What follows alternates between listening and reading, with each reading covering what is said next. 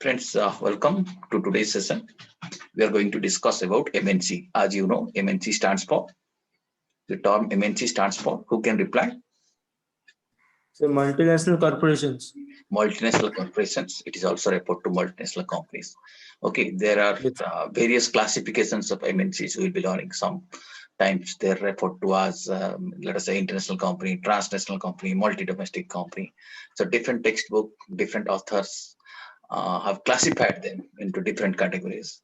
We'll try to understand them. But broadly, we have understood when you say MNC, that means they do business in one country or in multiple countries. So multiple countries. Multiple countries. So at least beyond their domestic country, at least more than one country, at least one more country is involved, right? That is what we understand by meaning of uh, a multinational company or multinational corporations. Okay, so let us try to understand that.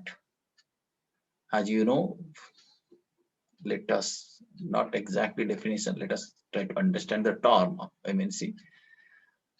So we are in the second module, and this concept of MNC is not a brand new thing. It's not that recently only this multinational companies has come up. All of us know that in the year 16 yes, 1601, so this East Indian Company was established, and also in 1603 then this DOS East Indian Company was also established. So in those days also, as you can see, there were companies who are doing business beyond the geographical boundaries of that country. So in true sense, they are also multinational companies or multinational corporations. So the concept is never new. It is a very old concept, right? And that means in those days also international trade, business, commerce, everything was there. Okay, it was also exposed to risk, but still people have been venturing into international business because they expect more return out of that. Okay, coming to the meaning of multinational corporation, the meaning of a multinational company, we'll be understanding it like this. This is a corporation or this is a company which has facilities and other assets in at least one country other than its home country. So except home country, at least the production facility or let us say marketing facility or some asset must have been located in some other country, excluding his home country, right? If you're doing everything is located in one country, then we'll be calling that particular business as a domestic company or the domestic corporation. But if it is beyond that, beyond one country, that can be referred to as what? What that can be referred to as So multinational companies. multinational company. Right. So generally, these are the companies which have offices and factories in different countries, and they might be having a centralized head office where they coordinate their management. And other places they might have branch offices. It may be centralized, may be decentralized also, depending upon uh, the various levels of MNCs that we are going to talk. So they operate just like a branch companies or branch of the branches of the business. But finally, the company is one. Some key elements we need to learn about these MNCs, as we have already seen now. So in this kind of business, that means the businesses which are dealt by MNCs, more than one country is involved, two or more countries are involved in the businesses which are associated with MNCs, right? When two or more countries are involved, so that reflects that we are talking about international business or international trade. And that you can say two school of thoughts. Some people advocate for an MNC, some people advocate against an MNC. Some people say multinational corporation has got a positive impact on the economy of a country, and also some people do criticize that they have a negative impact on the uh, let us say in the economy of the country. They create problem for the country. So these issues will come up. So it is very difficult to conclude that whether MNCs are favorable for a particular country or unfavorable. It depends on the facts, depends upon the situation. Okay, depends upon the circumstances. It depends upon kind of control a country is exercising over international business or over MNCs. So it is a subjective thing. So blindly, it is difficult to say whether MNCs are favorable or MNCs are unfavorable. Suppose right now I'll be asking you, in your opinion, what do you feel? MNCs are favorable for a country's economy or they're unfavorable? What do you say? Can anyone tell me what your opinion? Any, let us say, uh, at a very broad level, can you tell me? Can some of you tell me, please?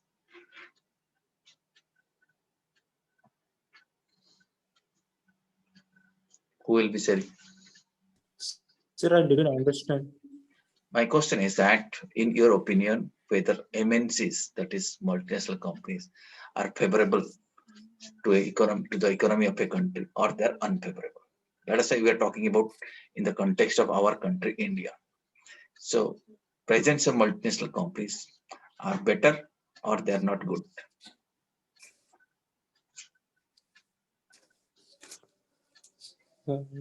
Sir, they are good. They are good. They just boost our economies Okay. up to some. Yeah. So that is what you're feeling. Some of you may feel that is good. Some of you may feel it is bad. That's what I'm saying. It is difficult to draw a conclusion. It depends upon what kind of MNC we are talking about. All right. And what is the business exactly that MNC is doing, and what kind of control is exercised by the government over them. So many factors are associated with that. On that basis only one can draw a conclusion. Okay. Now, friends, that's what we're talking about. So many people believe that it has a negative effect on the economy. It let us say reduces job opportunity, but many people also believe that it has got a positive effect on the economy of the country, right?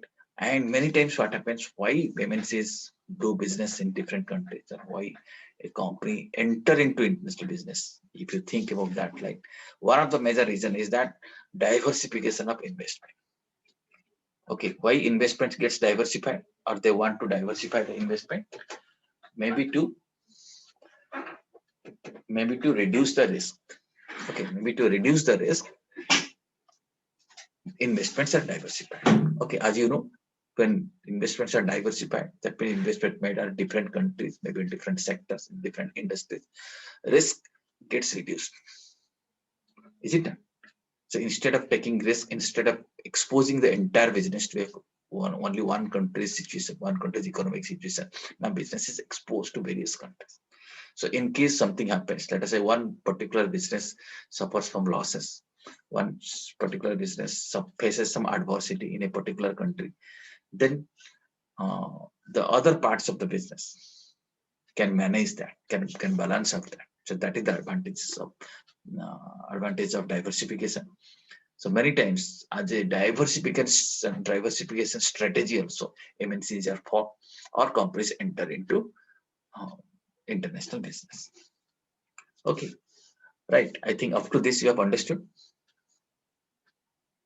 Yes, sir. Now, friends, let us quickly discuss how multinational companies works. That is working their working style, how they operate. If you let us try to discuss on this thing.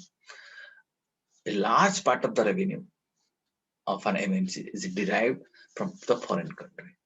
They do business in many countries, right? Some revenue is also generated from the domestic country, and large part of the revenue is generated from the foreign country.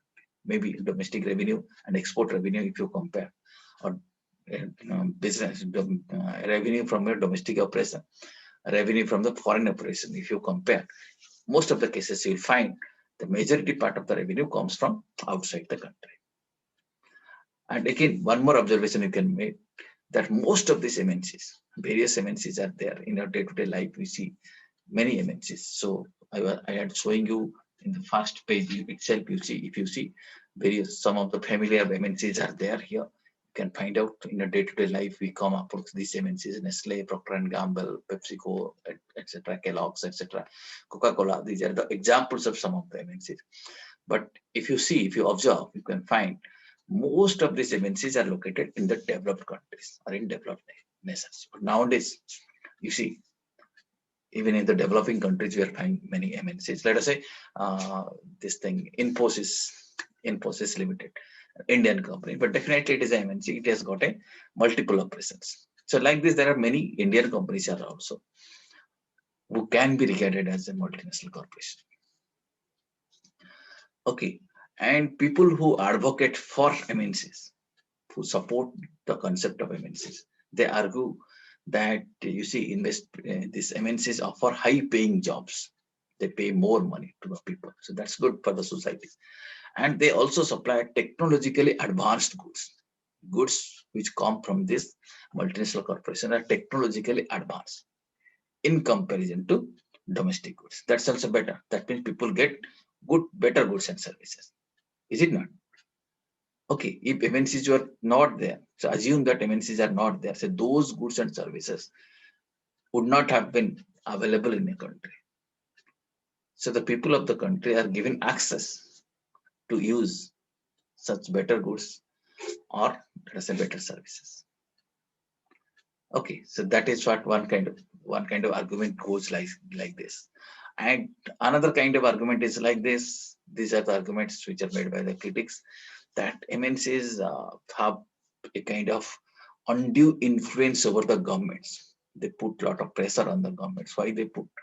How they put a lot of pressures? Because when they enter into the market, country's capital market, they almost dominate the capital market. Okay, they supply capital to the country. So they have got a big role in the economy. So because of that, probably they are able to influence the government. So they may exercise this undue political influence. And also, it is also argued that they exploit the developing nations, right? And they also create job losses. How they create job losses? Small businesses are small businesses suffer a lot because of presence of MNCs. So their market gets affected. So these are the some bad things about MNCs. Okay, is it clear to you? Yes. Yes, sir. Okay, okay, friends. Now let us talk about various forms of MNCs or various types of MNCs. To be very frank with you, there is no fixed categorization that you know where it is mentioned. MNCs are of these many types. Some authors in their own style describe that there are 5 kinds of MNCs, there are 4 kinds of MNCs. Some people also say there are 3 kinds of MNCs. There are multiple ways we can classify MNCs. This is one of the kind of classification. Earlier I had briefed you. Let us quickly recapitulate this thing. Okay, but there is no hard and fast rule that you will say that on only these 5 categories of MNCs are there. Other categories are also there. We'll be seeing that. So mostly it is understood that there is a concept of international companies. International companies, when we talk about international companies, they are also a part of multinational companies. Okay, but of course, multinational companies slightly different if you technically analyze this thing. But loosely, you will understand all of these categories which are listed here: international company, multinational company, global companies, transnational companies, and multi-domestic company. In true sense, all of them are MNCs because they do business beyond the geographical boundaries of that country, right? So, in what sense will call a company as international company?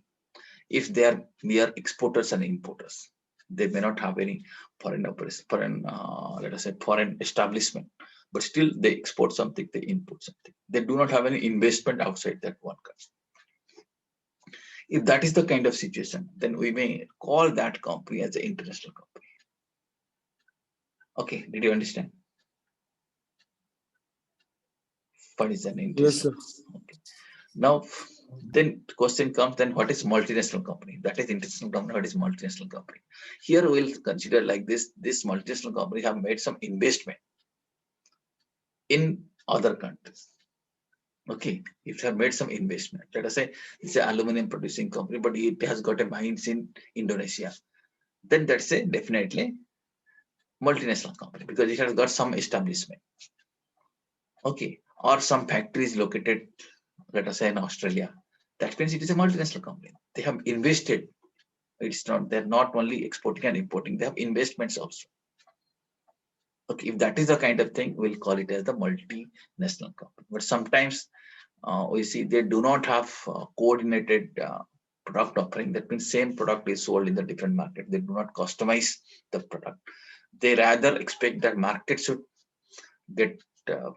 adopt their product. Market should get adopted, right? So same kind of product is that is offered in various markets. That kind of company is referred to as multinational companies. Then there is one more category of MNCs which are referred to as global companies.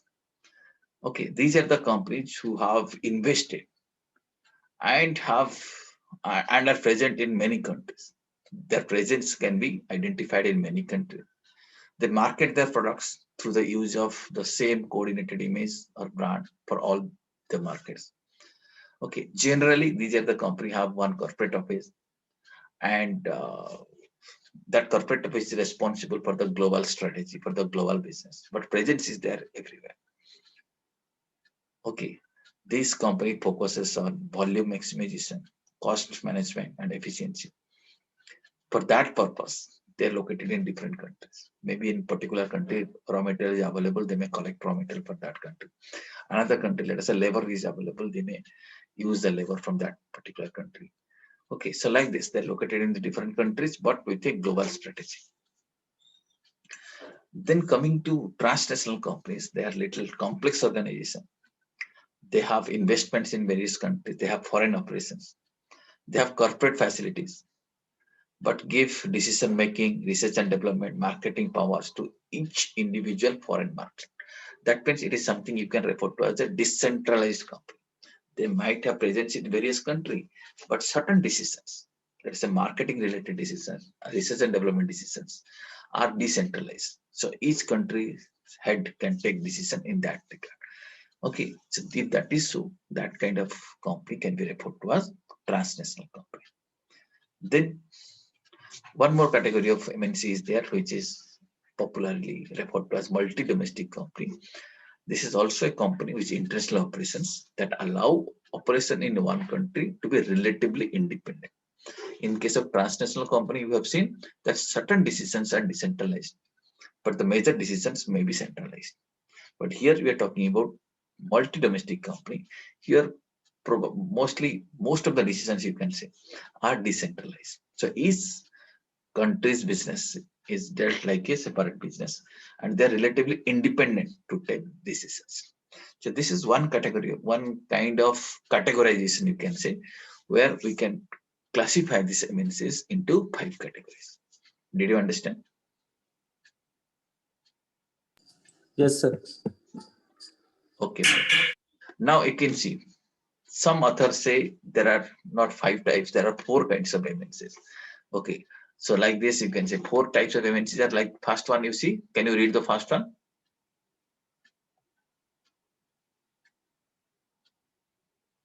One. So Can someone? multinational decentralization corporation. This is one, multinational decentralized corporations. Then second one, So global centralized corporation. global centralized corporations. Then third one, So international companies. fourth one, Company. fourth one, Translation enterprise. transnational enterprise, TNE, that is also referred to. Right. So like this is again one more category, one more possibility of categorization. So let us try to understand this thing also. First thing is multinational decentralized corporations. Okay, so this kind of organization, what happened, decentralized operation. But the presence, what happens if you look at this kind of MNCs, they maintain their prominent presence in their home country. Maybe some of the operations are decentralized, located in different places, but the presence is found largely in the home country. Okay, but they decentralize the operation. Why they decentralize the operation? To allow the rapid expansion. So that expansion is possible. Different countries, they can enter into different countries' markets.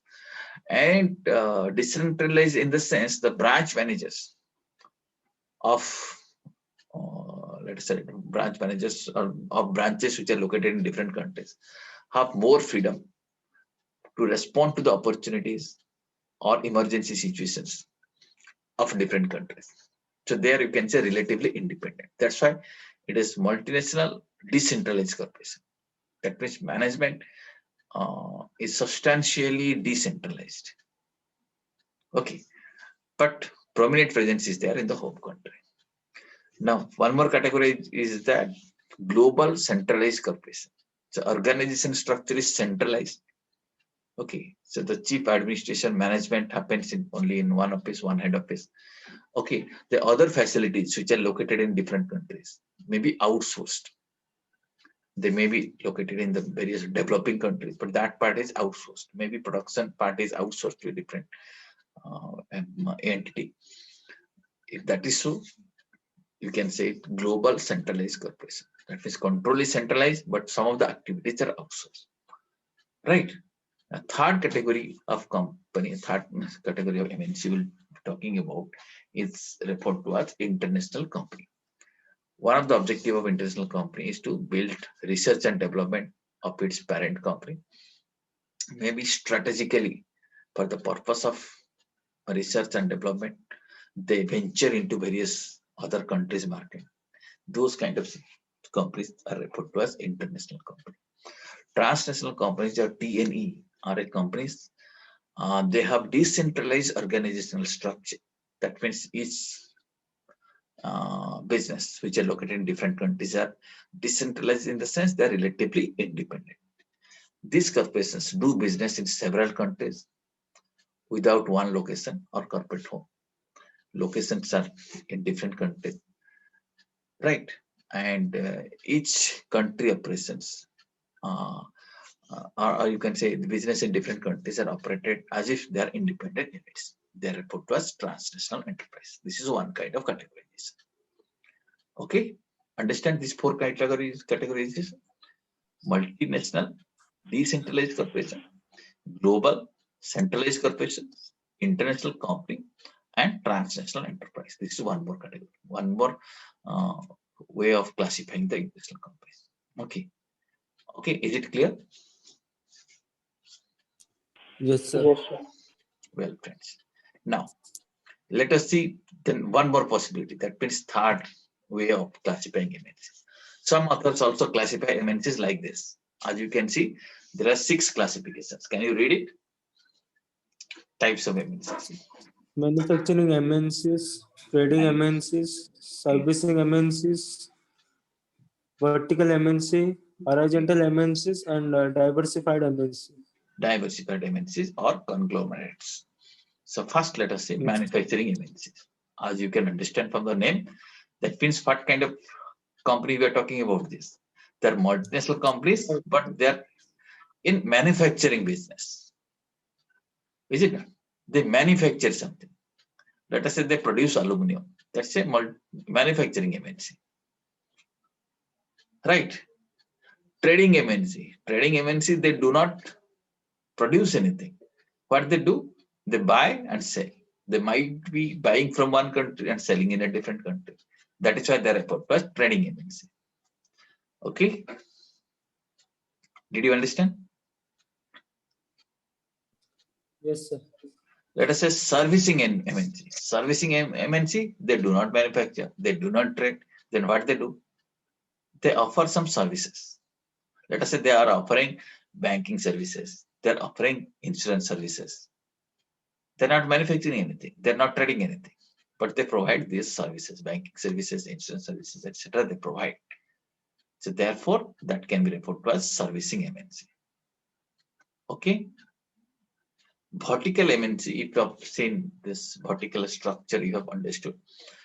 Vertical MNC means, let us say, we can refer to something like this. Let us say someone is producing something by using input. Okay, input is importing from another country, producing in one country, and exporting to another, exporting the output to another country. If you see, there is a vertical relationship. Input comes from one country, produced in one country, and output goes to another country. Okay, if that is the kind of relationship, if you look at the production line, okay, if you see the chain of activity, what you will see, there is a vertical relationship. So this kind of MNCs who are engaged in these activities can be referred to as vertical multinational companies. Horizontal, the same activities. Let's say I'm producing here, but same activities repeated in different countries. That is reported as horizontal growth. Okay, they are reported as horizontal MNCs. Diversified MNCs, they do in multiple activities, variety of activities. They are also reported to conglomerates. Conglomerates means the mixture of activities, maybe unrelated activity also. Okay, let us unrelated means they may do banking business, they may also produce garment. Garment and banking business, they're totally unrelated. Therefore, we can say that diversified MNC. It has got variety of activities. That can be referred to as a conglomerate. Did you understand? Types of MNC. This is one kind of categories. Yes, sir. Yes, sir. Okay, so these are some of the ways in which we can classify the MNCs. Okay, now little more we'll learn regarding operating part of the MNCs. MNCs gain from their global presence in a variety of ways. Since they're present globally, various ways they get benefit, they gain from their presence. How they gain? They are able to attain the economies of scale. They produce more. When you produce more, there will be many expenditures which are common. That means if you produce less, that expenditure has to be incurred. If you produce more, same expenditure has to be incurred. Or maybe little more expenditure has to be incurred. Okay, so what will happen? Expenditures can be spreaded over a large volume. So per unit cost will be reduced. Okay, let us say you are incurring 5 lakh rupees to produce 5 lakh units of a product. Okay, 5 lakh unit money, 5 lakh rupees, 5 lakh has to be spent on research and development to produce 5 lakh units of product. That means per unit you are spending how much? 1 rupee. But even if you produce 10 lakh rupees, then same 5 lakh rupees has to be incurred because this is research and development. Even if you produce 20 lakh rupees, the same 5 lakh rupees is to be incurred. Right? That means when the volume increases, cost remaining constant, per unit cost will fall. Is it that? Are you understanding? Yes, Sir, sir. can you repeat? I'm repeating. Let's say there is a common expenditure. Right? This common expenditure will not increase with volume. For example, I told you, let us say you are spending 5. How you let me give you an example. Just give me a moment for that.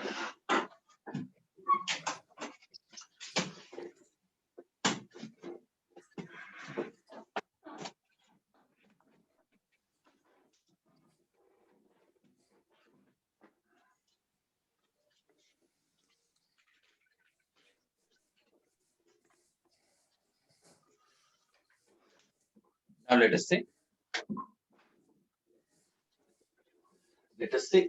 we have to produce. We have produced some units. You have to produce 1 lakh units. Right? Out of 5 lakh units of product has to be produced. Any product. Let's say 5 lakh units of soap you have to produce. Soap one has to produce. Or 5 lakh units of biscuit one has to produce. And for that you have to incur rupees 5 lakh.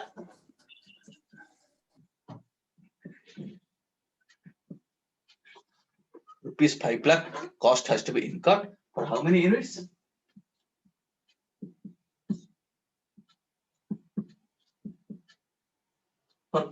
For 5 lakh units of biscuits, you have to spend 5 lakh rupees. Right? And even if you are incurring, even if you are producing 10 lakh units, then expenditure will be also same. If you are incurring, let us say you are producing 20 lakh units also, research and development expenditure will be same. That is the common expenditure. Okay, that means if you produce more, your per unit cost will come down. Here per unit cost will be 1 rupee. Here per unit cost will be 50 paisa. Here per unit cost will be 0.25. Is it done? So if you produce more, then your per unit cost will come down. This concept is called as economies of scale. Did you understand it? Yes, sir. Yes, sir. Okay. So this is the advantages of MNCs. Since the MNCs expand business, they operate in various countries, their volume of production is more, but cost is common. Is it not? Cost is, there are some common costs for which they're able to save money. Okay, what are the common costs? Maybe research and development expenditure is common. Advertisement cost might be common. Okay, their cost, they incur a technology, that is also same. That those costs do not change with volume of production. Okay, so because of which they attain economy of scale and they're able to sell products at a less price. Okay, and they have more technological, they have better technological know-how, better managerial skills, because of which they are more competitive. Okay, and since they're present in different part of the world, many times they take advantages of the underpriced labor, underpriced services. In many countries, labor is underpriced, and they take advantages of that because they're present globally. Okay, and because of that global presence also, they're able to access to many uh, special research and development facilities also, research and development capabilities. They have better research and development capabilities because they are present everywhere. They know the market. So because of these things, MNCs gain a lot, and all these factors contribute to their profitability. Did you understand this? Yes. Okay. Now, Yes, sir. friends, let us very quickly understand some of the characteristics of the MNCs. First characteristics is that we need to understand they consider opportunities throughout the globe. That means wherever they get an opportunity, they use it. Okay, if they feel there is a good market in a particular country, they try to send their products to that place. If they feel there is a good production facility in a particular country, they may try to produce in that country. Okay, if they find there is a good labor or the cheap labor is available in a particular country, they may use that labor force also. So these are the advantages of MNCs. They consider opportunities throughout the globe. And they also invest on assets internationally. If they want to invest, it's not necessary that they'll be investing in one country. They may think in any country wherever they will get better return on their investment, they'll investment there. So they take their investment decisions in a global perspective. They produce internationally, operate plants in number of countries. They take managerial decisions on a global perspective. So these are the true characteristics of an MNCs. Okay, did you understand this? Yes, sir. Okay. Next concept, we are supposed to learn few more concepts also, like why MNCs grow day by day. We are seeing MNCs are growing. Okay, this concept we are going to discuss. What are the regulations? How MNCs are regulated? Impact or role of MNCs in India, advantages, disadvantages, method of modes of MNCs, okay, essential conditions which are more suitable to the MNCs. All these things we are going to learn, but today time may not permit for that thing, so we'll keep this thing for our next class. Do you have any query up to this? No, sir. Okay, thank you very much. So we'll catch up in your Thank next you, sir. class.